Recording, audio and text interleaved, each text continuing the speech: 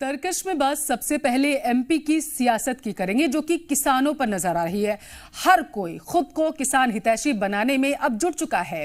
इसके साथ ही बात कांग्रेस की रणनीति की भी करेंगे। कांग्रेस ने एमपी में आधी आबादी को साधने के लिए नया प्लान तैयार कर लिया है। क्या है कांग्रेस का नया प्लान, बताएंगे आपको खबर विस्तार से। तरकश में बात छत्तीसगढ़ की सियासत की भी करेंगे। यहां भी आधी आबादी को साधने के लिए बयानों का दौर जारी है और दोनों ही राजनीतिक पार्टियां महिला सुरक्षा में अपने कार्यकाल को बेहतर बताने में जुट चुकी हैं। इसके साथ ही बात नरोत्तम मिश्रा के उस बयान की भी करेंगे जिसमें उन्होंने दिग्विजय सिंह को कई मुद्दों पर घेर लिया है। तरकश में बात उन बेजुबान जानवरों की भी करेंगे, बढ़ती गर्मी में वन विहार में जिनके लिए खास इंतजाम किए गए हैं।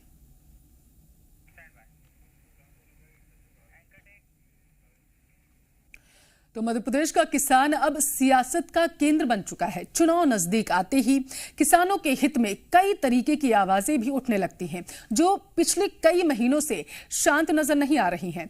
चुनावी समर में एक बार फिर कांग्रेस को किसानों की सुध आ चुकी है और अब वो प्रदेश सरकार पर हमलावर भी नजर आ रही है।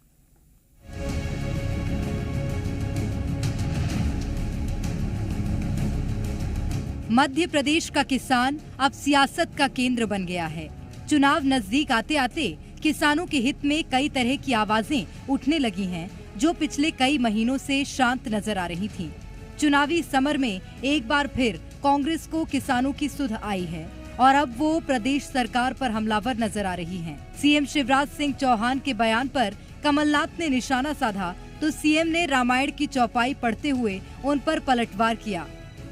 जाकी रही भावना जैसी प्रभु मूर्त देखी तिन तैसी, वो तो हाय हाय ही करेंगे। रीवा का उदाहरण दे रहा हूँ। गेहूं का उत्पादन 4.5 गुना हो गया, जाके देख लें। धान का उत्पादन 5.5 गुना हो गया। सरसों का उत्पादन 35 गुना हो गया। अब कमलनाथ बेचारे किसान की बात क्या जाने भाई।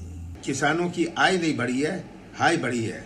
अब किसानों की जो हाय है आपको बाय करने वाली है। आपने किसानों को बिजली महंगी कर दी, आपने किसानों को ओलावृष्टि का मुआवजा नहीं दिया। शिवराज जी, जनता आपको पहले से ही झूठ की मशीन कहते हैं, लेकिन अब तो आपने प्रधानमंत्री को भी अपने झूठ में शामिल कर।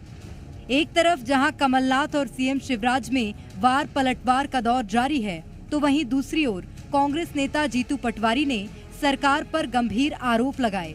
उन्होंने कहा कि सदन में उन्होंने किसानों के हित में बोलने की कोशिश की तो उन्हें बोलने नहीं दिया गया। किसी प्रकार का कहीं जिक्र ही नहीं आता और ये तो दिन रात धूप और छांव में, रात और दिन में लगा रहता है। क्या हम 3,000 रुपया कुंटल किसानों के गेहूं का भाव कर दें? तो सबसे पहले जिस व्यक्ति ने विरोध किया, भारतीय जनता पार्टी के विधायक ने, आपको पता है कौन सा हो? अरे यही सिसोदिया जी थे, यहाँ के मंदसौर के विधायक। जब मैंने ये विचार रखा तो वित्त मंत्री सामने बैठा था। कोशिश होनी चाहिए इस बात की, आखिर किसी पार्टी का। इसके साथ ही उन्होंने बीजेपी नेता यशपाल सिसोदिया पर किसानों का विरोध करने का आरोप लगाया, जिस पर यशपाल सिसोदिया ने बड़ा बयान दे दिया।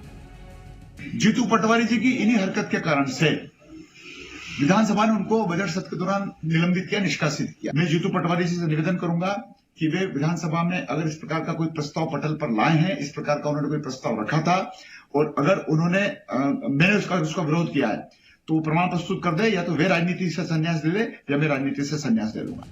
तो किसानों के हित में वार पलटवार का दौर शुरू हो गया है और हर कोई खुद को किसान हितैषी बताने में जुटा हुआ है। विधानसभा चुनाव से पहले इस तरह की राजनीति लाजमी है। आखिर वोट बैंक का जो सवाल है।